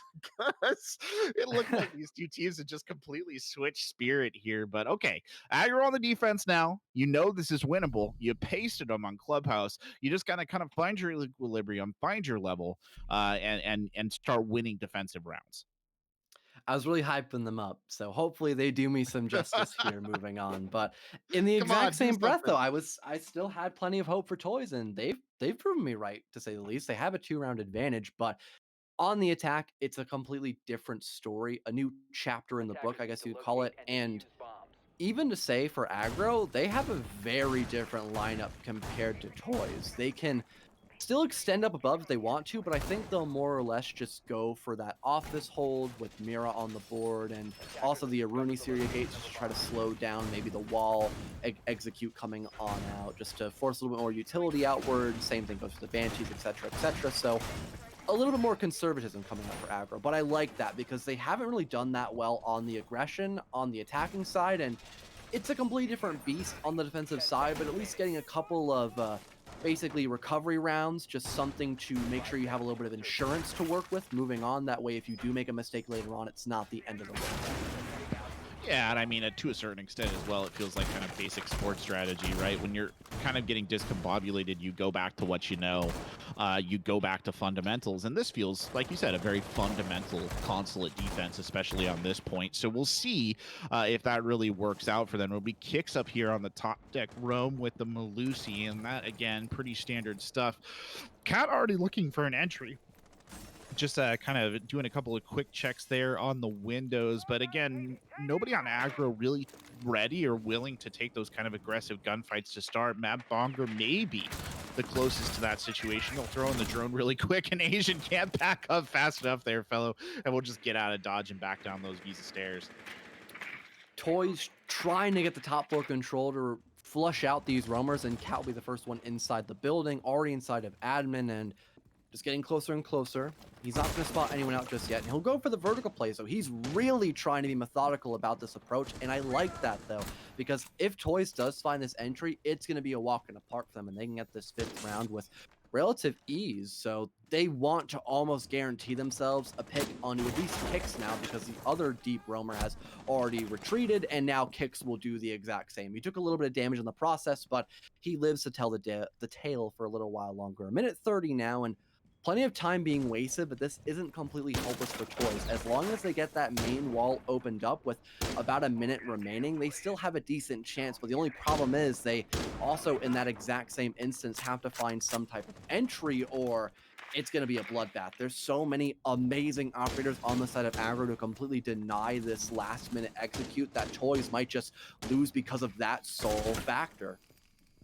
Yeah, just coming up on a minute now. Eddie holding down here at the bottom of the stairs, looking up towards that kind of closet hatch out into circle desk. Not really seeing anything. We're actually back up here. Oh, that would have been a cheeky kill to get on the hard breach coming in through the soft hatch, but it's not to be. Jello now playing at the top of those Visa stairs and just going to go ahead and look down on the SAM cam as Asian waits patiently for them down below. And well, goodbye to the SAM cam, but you do kind of give your position away there, fellow, by shooting that one out.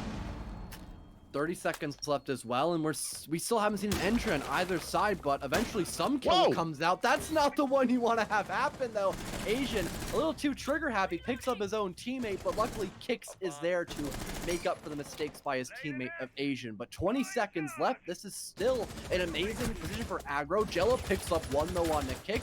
Trade could come out possibly, though, but it's not going to happen. JJ finally picks up the slack. Silent leaving the game, but JJ still on a tear. Down goes Joe. Jordan. That's Diffuser as well. He can sit on the top of Yellow. He's backing up all the way. Toxic Babe lighting up Jello. He isn't dead though, and now he can go for that plant. Wide swing comes out. Matt Bonger's down. The ping's coming up, but they're incorrect. Jello just about ready to get the plant down, but he doesn't have enough time. Aggro at the last second will be able to win out the round. JJ carrying that last moment for the 7th one, and luckily, Aggro finds one recovery round to start things off strong for their second half, and we're going to have to pause the round for a little while. Yeah, they're calling in. It looks like somebody disconnected right there. I Yeah, thought it was going to be literally. Asian disconnecting in shame for a second after he popped. What It have was I silent, done? right? Yeah, he Yeah, popped silent silent in the left. back of the head, but no, they'll take the pause real quick. And I think it was actually Silent who DC'd, so they might have even capped him because he was lagging out. I don't know. It was Oh, very maybe, strange, yeah. but yeah, I guess you could view that as an honorable thing to do to your teammate. I don't know.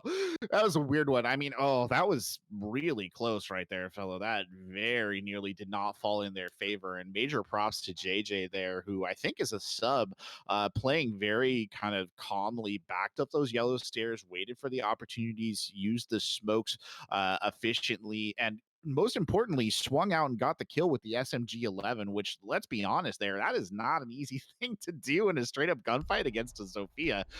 So he got the picks that he needed and he played it quite well. And I think a bit of a failure too on the side of Toys to adequately give Zero the information that he needed in that situation.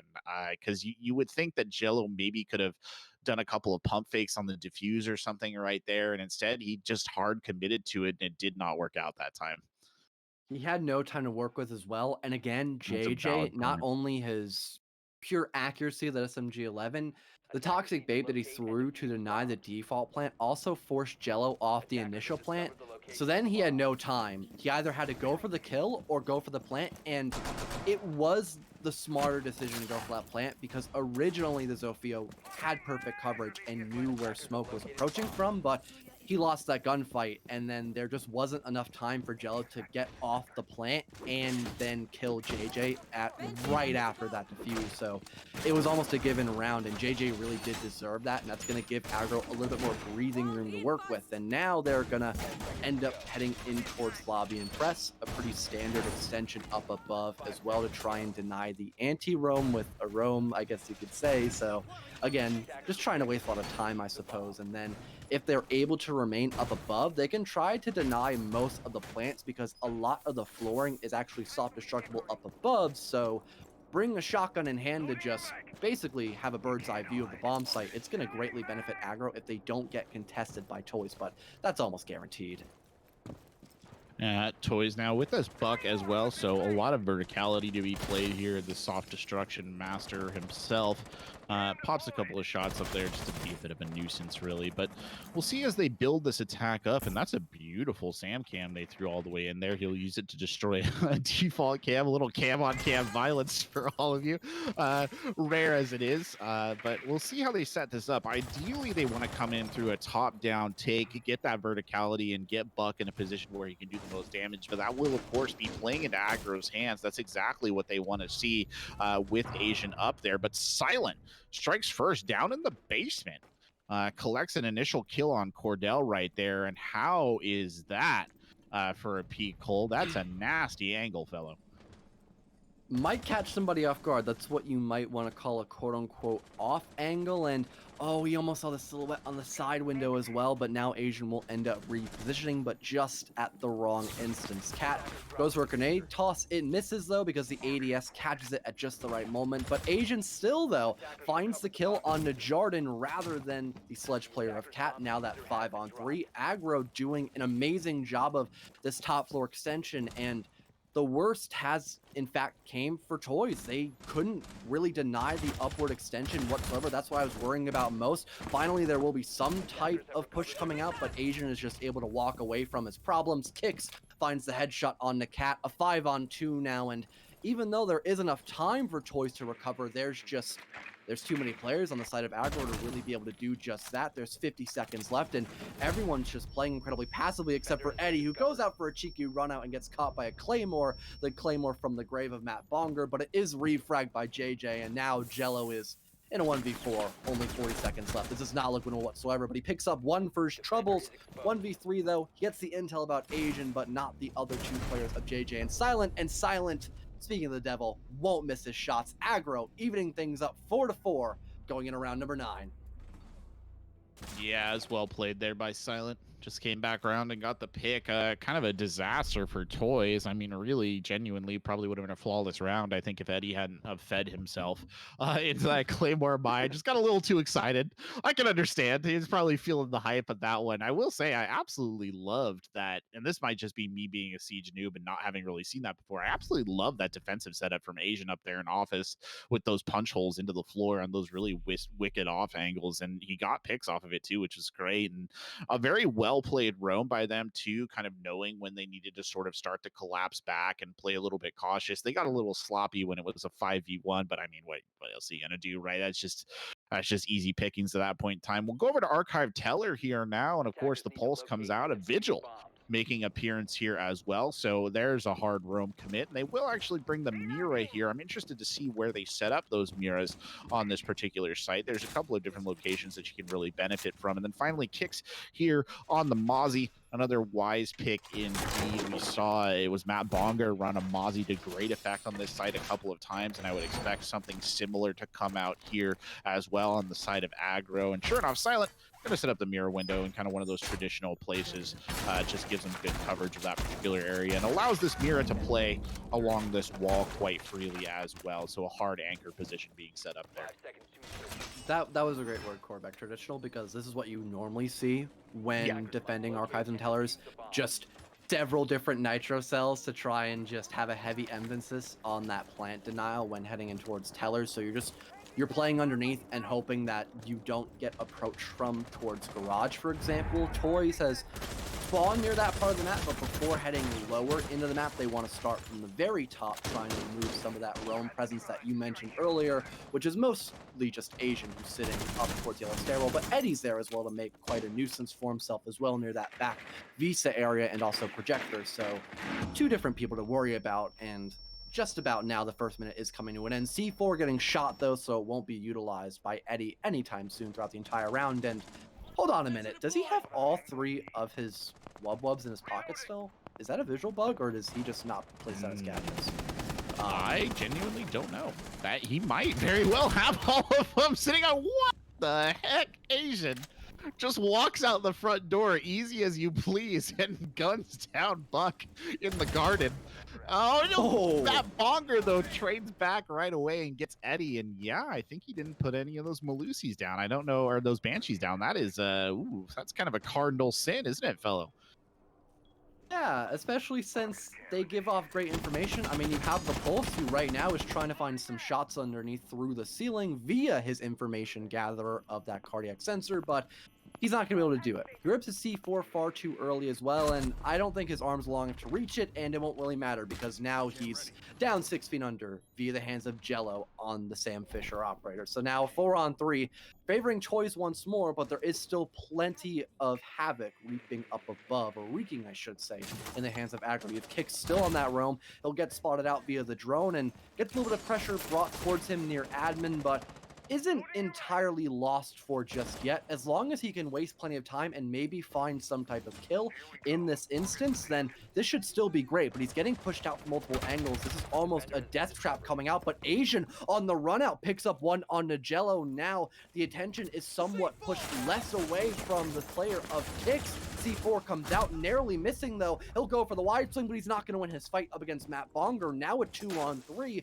with Toys still having that advantage, but oh, look at this position by Silent. He's just sitting in the back area near that plant area behind the hatch. If he doesn't get spotted out, he could manage to deny the plant as long as there's no vertical play right above him, and I don't think it's going to be the case. That's such an awkward and weird position to put yourself into, so unorthodox. This could greatly favor Silent. He hears the hatch drop. He's waiting so patiently. He has a C4 in his back pocket as well. He can just rip it right in the middle of the bomb site and get so many kills. He spots out the head of Jarden. They can't go for the plant. They have to find the frags. We're down to 5 seconds, and Silent has such an amazing angle, but no! Lose it! Toys, Matt Bonger, and Cat winning both of their gunfights just like that in the blink of an eye, and Toys are still in this matchup. That was a wild one. I enjoyed that. To be honest, I Oh my loved how much god. time was wasted by Kings on that Mozzie, dude. He burned like almost a minute and a half, I think, holding up there in main office, just being a pest. They were invested a lot to get him out, but no, I mean it was well played by Silent, and I think part of the reason we saw that Mira have to come up to the first floor like that is obviously because they lost the pulse, a bit of a misplay on the side of the pulse to be waiting caught out like that in the lobby on the heartbeat sensor. Probably should have maybe anticipated something dangerous like that. But I mean, it was well played, a very good adaptability on the defense there by Aggro. But at the end of the day, I mean, sometimes it does just come down to gunfights, and look at who won their gunfights. Toy's doing a good job right there. So we'll see now. We back to the garage, and this was a site that they did quite well on last time. So I would expect something similar. Kicks will put down the Banshees this time. They will not be held in pocket as they were. That was very strange. But anyway, Asians got one more Rooney gate to throw down. It's a very good choice for it. They're down at the bottom of yellow stairs, and probably we'll see the roam coming out again. I will say I did appreciate Asians' aggressiveness on the last round, kind of peeking that main door and getting a couple of cheeky kills. I do feel like a certain extent, despite the fact that Toys had a man advantage, that was very much Aggro's round to lose, and I almost feel like they kind of deserved to win it. But well, sometimes you get the bear and the bear gets you, and that's just how it be. Fair enough, I suppose.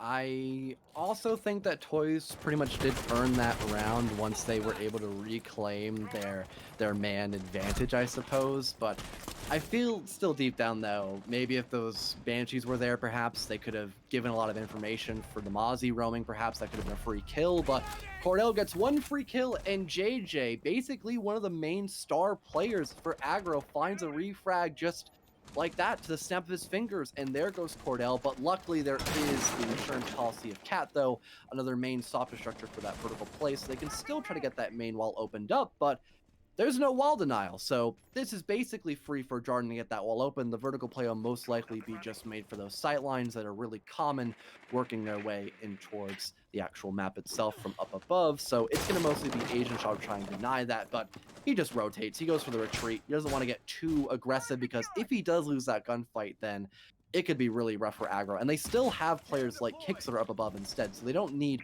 full coverage on this first floor. They could just sit pretty in towards the bomb site. Looks like they're calling everybody back now and sort of just, walking their way out. Kix is going to play kind of a soft roam down here, at least a horizontal roam. He'll go all the way through archives. Look at him go. 3-speed up, coming in big right there. Asian is there too. So they've got a lot of bodies pulled back right here. They've ceded a lot of territory, but at the same time, it is on Toys to make something happen with the territory they have. Still, I think a dulcitory effort there to open up the garage wall and maybe get somebody in through that. I don't know how effective it's been necessarily, but Asian more than happy to play on these basement stairs, rotate back down, and just wait the opportunity that they can find. They're going to have to burn. It looked like they were burning a Selma charge to get through an Aruni gate, which hurts a little bit. And they'll throw a smoke out there, and they'll lose that as well. Might have actually used that charge to just open things up. Matt Bonger here in a position to try and get that Banshee down, and they're setting up for a big final push here, fellow. That's at least what it looks like to me. Last time this happened, it really favored JJ, who had his Toxic Babes to try and deny that plant, and then won his gunfights with the SMG-11, but an SMG of the P10 Roni will find a little bit of carnage onto Jello. Now a 4-on-3, Aggro still having a very strong lead in this position, and time is basically ticking down towards 0 seconds, so much faster than anticipated. C4 comes out, it's not going to land though, but there's little to no time. Jarden, he may go for this plant, but it's basically a death sentence. He'll start going it down, typing on the keyboard, but it works out perfectly for Kicks. The wide swing is so effective, downing Matt Bonger. It's just up to Cat, and he's not going to win it. Silent rips him off as well. His head is no longer on his shoulders, and Aggro will manage to reluctantly win another round for themselves, evening things up again, now 5-5, going into the 11th round. That was a well executed, very traditional defense of that site. I appreciated the kind of the slow pull back, right? They rallied their roamers kind of back to where they needed them to be at just the right point in time. And then those roamers were in turn able to make those plays. And I mean, to a certain extent, it felt a bit rough for Toys. They had the setup, it felt like to me, but at the end of the day, I do feel like Jarden just did not have the pinch really to ensure that plant for Jarden. He had that little bit of cover coming down from yellow stairs, but it was never going to be enough. Like you said, the minute he tried to drop onto it and get the plant down, it basically kind of felt like a death sentence, and they did a really good job of just shutting that down entirely. So all credit to them. Now we go here back to press lobby one more time. This one has been a little bit more mixed for them, but I think it's definitely a site they could win, and they're going to set up, Fortress bathroom right here as per. And I assume that we'll be seeing a little bit of a roam on the top floor as well to try and deny some of that verticality yet again. And that will force those gunfights early on for Toys. Toys have done a pretty good job of getting a lot of first picks here so far, fellow, and they kind of need that magic back again, because I think that was what was helping them immensely on a lot of the rounds that they've won, is that they'll take out one of the big gunners very early on, and you can kind of feel the impact of that rippling through aggro throughout the rest of the round. Speaking of round wins, though, this bomb site has always been won by Aggro, whether they're on the attacking side or defending. Toys has not won a single time on panel, not once. I've been writing down notes, even though I can barely write, let alone read, but it's legible enough for myself, so I can gather that Aggro has won the 3 times when going this bomb site. I don't know what's really stopping them from winning it out this time, unless Toys is actually able to remove that roam presence up above, or even below at that, because Silent and Kicks are playing in towards Cafeteria, that triple wall being opened up via the Selmas, so now Aggro is going to have to fall back just a little bit, but no harm, no foul. They've been able to waste an entire minute already off the side of Toys, essentially, and they haven't really had to break a single sweat whatsoever, just sacrifice a couple of reinforcements here and there, and Jello almost ripping the head off of Silent, I believe it to be, but luckily, Lady Luck is on the side of Silent. They'll still keep things in that 5-on-5, with finally a minute officially being off the board. Silent just saw their life flash before their eyes right there. Yeah, even I was like, either. I like ducked, here by my monitor, but it's Matt Bonger who will get Silent. You can't escape death. It's like a Final Destination film right there.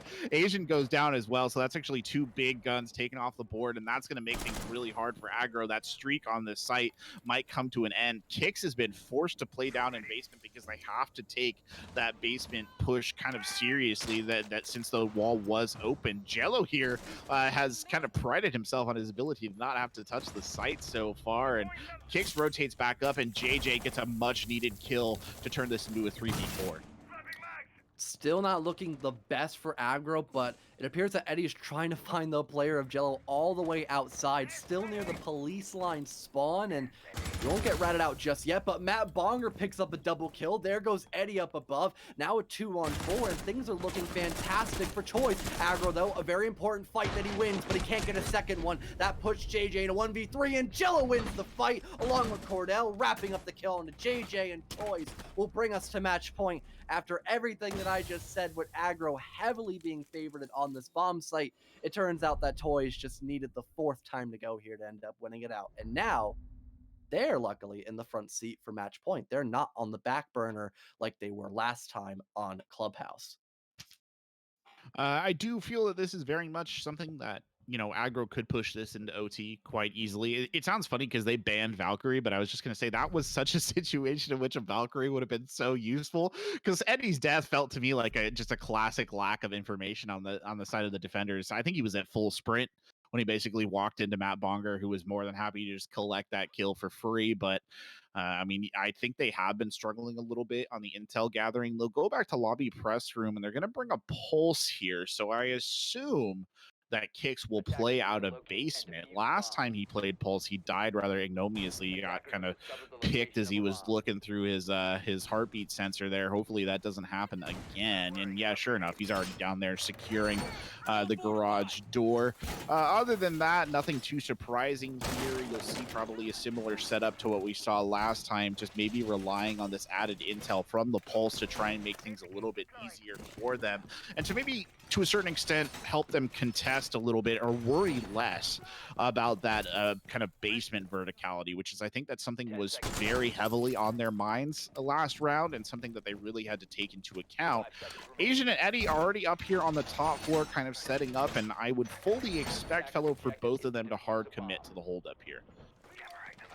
Most likely, just again, they need to waste that time and not lose their gunfights, because that's what allowed Aggro to win the first time defending lobby and press, and then also lose it the second time because Toys just instantly found two entries. They had top floor control pretty much secured, and there wasn't also a lot of presence underneath in the basement. They just had to basically attack the actual bomb set itself, except for one player of Eddie, and then eventually he died out as well, so it didn't even matter, and it's almost impossible to lose that 4-on-2 and then 3-on-2 position. It was almost a guaranteed win for Toys basically in that position because they did such a great job of finding those opening picks and then just converting that into so much map control. It was just unmanageable for Aggro, but they might be able to redeem themselves. Like you mentioned earlier, they're playing this site a little bit differently now, a little bit more conservatively. They have that pulse to play all the way underneath, and we may have saw that hard destruction going out on the triple wall underneath the S, but we really didn't see anyone actually enter the basement area on the side of Toys. They just kind of got it opened up, and then they just left to go up above. So this could greatly favor Aggro if the exact same thing happens yet again, and then no one's there to contest them. They can go for that C4, denying that piano plant, and just trying to gather as much intel as physically possible up against their opponents. They have forsaken the smoke here, though, so Silent really gonna shoulder the main duty of holding this anchor position in the bathroom. Kicks there, trying to provide information as to what is happening up on that lobby level, and it does seem to a certain extent that Toys are kind of happy for the moment to wait on these windows, get looks out, see if they can pick up anyone who just kind of happens to walk around and get caught. Jello with some really good cams there, and speaking of getting caught, it'll be Asian who goes down. Matt Bonger's patience plays off, and he gets a good pick and takes that gun off the board to start things off. And now we'll probably see them begin to push in, fellow, because that, I think, was the initial pick that they were looking for. They still have to worry about Eddie up above. No one's really going all the way through. It's just mostly, again, holding down those angles on the rappel, but not just above. They have to worry about below. Matt Bonger picks up one, but again, having to worry about kicks underneath. He lights up Jarden to a single bit of HP, and Eddie with an aggressive run out doesn't get contested. Kicks finds a refrag as well onto Jarden, eventually finishing off his prey. It's now a 2-on-3. Luckily, Cordell gets one to bring back that man advantage, but they still have to worry about two C4s, and there isn't much they can do to try and deny it except winning the gunfight outright. But two of the players really cannot be contested via a gunfight. C4 comes out at the last second. It's not going to finish the planter, though. Silent gets one way early on, now making the 2-on-2, but what a shot by Silent yet again. He picks up two for himself, now a 2-on-1, and Cordell is really trying to play ring around the rosy against his opposition. Silent getting lit up, pistol kill comes out by Cordell, now a 1v1, but Kix is there at the right instance. All he has to do now is look for the diffuser, and he finds it. We're not going to go to mount number 3 just yet. Instead, we'll be rerouting to overtime as Aggro take a 6th round for themselves, similar to Toys. Beautiful stuff. The pulse really making a massive difference right there for the squad, even if it was only to heroically charge back in at the end and get the pick. But I mean, it was well played by him to play back like that. He also did a good job of denying any push coming in from the basement, which, like I said at the beginning of the round, was something they had kind of worried about. And he was there and he effectively contested that. Now going into overtime, they will start on the defense here. They'll be going for Cafeteria Garage, so a site that they like, right, and they know how to play. They've got a good idea of what it takes. The thing that, again, they have to really worry about, and where Toys seems to do best, is when they get those initial early kills. Asian, I think, and correct me if I'm wrong, because I know you're keeping much better notes than I am, fellow, but I feel like Asian has been on the receiving end of some of those early kills, across these rounds, and they've been feeling the impact of that because he is a great player. He's a really good fragger, and to not have his gun on the board as these rounds go longer and longer and longer is something that they are sorely missing in a lot of these situations. You were right, though. I kind of chuckle a little bit because right off the bat, that last round, Asian died, and I was a little bit concerned because Toys could have easily won that just if they were aware that there was a pulse lurking on the basement floor, and they just did a little bit of a better job clearing out that bottom floor. But they were so concerned about just being on the rappel plays throughout most of the round. It did pay off pretty well, but then it went down the drain because aggro refragged pretty quickly. But now we're not going to lobby and press anymore. We're heading back to garage, which has heavily favored aggro for the most part, and it's mostly come down to just being able to anchor in the last minute or so, basically in a 5-on-5 or 4-on-4, for example, and just utility dump the heck out of toys. And they're doubling down. Eddie on the Echo as well. We haven't seen him played just yet, but that is another great operator to bring to try and deny that plant coming on out. So it's not just JJ to rely on that, nor the C4s. It's also the Yokai concussives. And even though they're visible to the naked eye, pretty just in general, there is no invisibility anymore on the Yokai drones.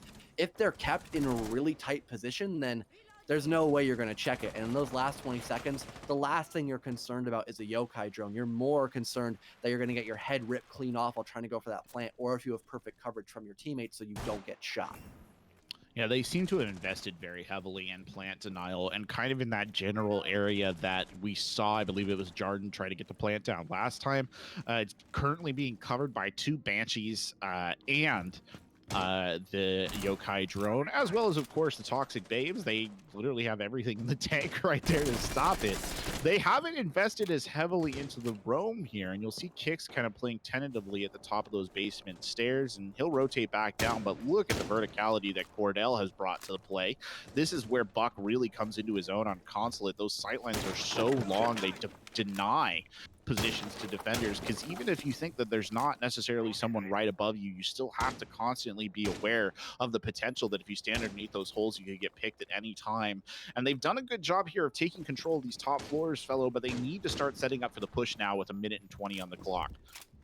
A lot of time was wasted, and it was only to gather a little bit of intel and just some vertical play, and they don't even find the entry. It's going to be Kicks with a C4, and there goes your top fragger, Matt Bongers, 18-9. He's been going off throughout this entire matchup, and now he's going to have to sit on bench for the last minute or so of this round and basically give his team a huge deficit. We're down the last 50 seconds. Hard destruction coming off in the back triple wall leading in towards the garage itself, and vertical play being gathered a lot more by toys as well, but they still haven't found anything. Look at how passive aggro is playing. This is working out horribly for toys, but tremendously on the opposite side of the ocean pretty much. And even more time being wasted as well. That top floor verticality still in the hands of toys, but it really can't do much. And the plant can just be denied from afar. We have JJ with an amazing lineup to deny the default plant behind that white van hood. He's using those toxic gapes quite efficiently as well. He's got 2 in his back pocket, and 1 apiece can guarantee 10 seconds being delayed. So it'll go down all the way to the last 0 seconds. And might I add, I believe there's still 1 Yokai lurking around the corner. And speaking of corners, Asian rips the head off of Cordell as he tries to peek around that back corner. And there goes the Yokai, but it won't matter. JJ injures the player planting, and Silent picks up one on a cat. It's just up to Jello, and there's no time left. Aggro take the 13th round, and now they are in the front seat yet again to bring us into no third map. They have match point in their hands, and they only need 1 more round win to bring it home. That was brutal. I was actually brutal. I can't, you know, as well as toys have been playing on this map, they don't have anyone to blame but themselves right there to a certain extent. They took so long to set that up. They kind of got trapped in that mindset where we got to get a pick. We got to open up more holes. We got to get the verticality. We got to do this. We got to do that. That they didn't ever really move into the ideal position to execute until it was too late. And by the time that they started to execute, there was just genuinely, it felt like to me, fellow, too much utility for them to burn through. There was the Yokai. There was the Smokes. There was the Wamai. Or the not the Wamai, the Banshee. It was just one thing after another for them to have to deal with. And when you're looking down the barrel of what, like 45 seconds to try and get a plant down, it's just too much. There's no team in the world that would have been able to easily or perhaps entirely get through all of that and get the plant down right there. They kind of box themselves in.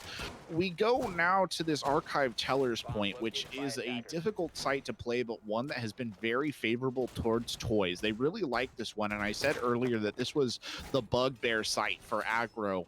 They're gonna have to overcome whatever kind of gremlin this is to them in order to get the win here. And I genuinely don't know if they can do it. I wonder, fellow, if the confidence of the last couple of rounds is enough for them to pull this off. But this is gonna be a hard press for Aggro to make this happen. So here's my 2 cents, Quarterback.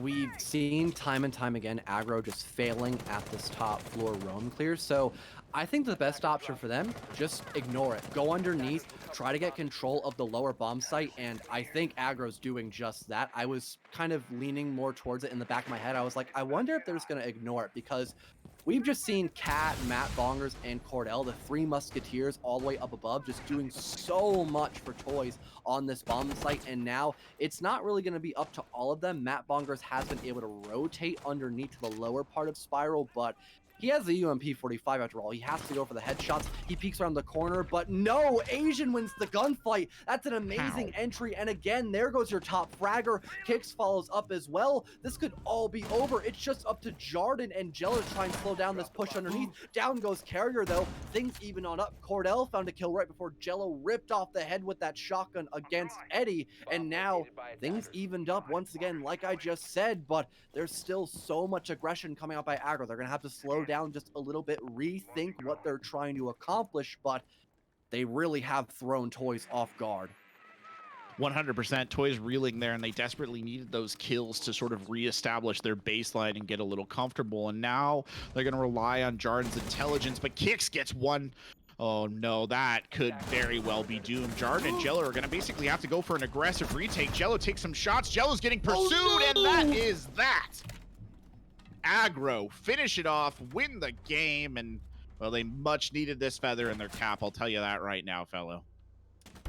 Uh, I'm so glad that Aggro has learned from their past mistakes because every single time they went up against Tellers, they just walked into that booby trap of the top floor roam that was just executed so well time and time again by Toys. You really got to give credit to them. They put up a fight. They brought us all the way to overtime, and if they just did a better job